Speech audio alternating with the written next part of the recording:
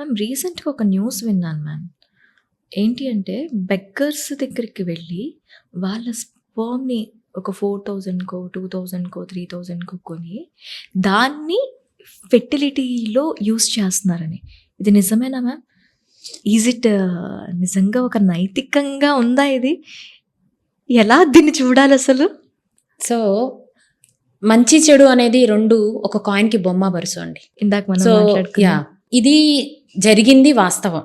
Yes. ఆ! కరెక్టే. కానీ అందరూ అలానే చేస్తారని కాదు. ఓకే. ఓకే.